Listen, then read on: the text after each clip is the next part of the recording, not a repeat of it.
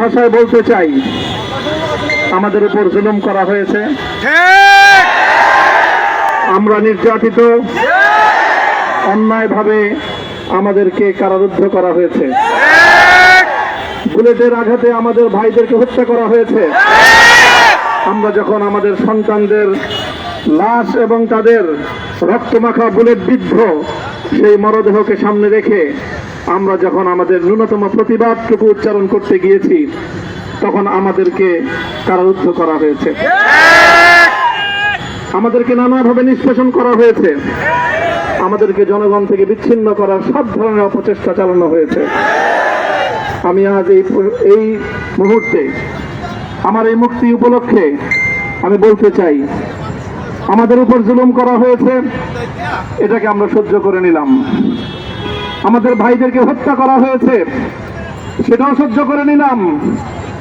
আমরা আমার সন্তানের লাশ কাঁধে তুলে নিয়েছি, সেটাকেও আমি হাসি মুখে বরণ করে নিলাম।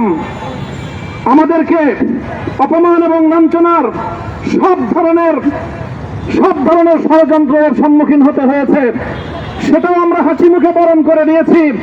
কিন্তু আল্লাহর জমিনে আল্লাহ এবং তার রাসূলের কোন সম্মান এক মুহূর্তের জন্য আমরা বরদাস্ত করে নেব না। আমরা আমাদের সর্বোচ্চ ত্যাগ এবং কোরবানি স্বীকার করতে প্রস্তুত রয়েছি, জীবন দিতে প্রস্তুত রয়েছি। আল্লাহর জমিনে আল্লাহর দ্বীনের ঝান্ডা সমুন্নত করেই আমাদের যাত্রা থামবে ইনশাআল্লাহ। হয়তো শাহাদাত, নয়তো খেলাফত ইনশাআল্লাহ। আল্লাহর জমিনে খেলাফত প্রতিষ্ঠার যে আওয়াজ আজ পৃথিবীর দিকে থেকে উচ্চারিত হচ্ছে, সে আওয়াজ বাংলার জমিনে খেলাফতের এই আন্দোলনকে চূড়ান্ত গন্তব্যে পৌঁছাবে ইনশাআল্লাহ।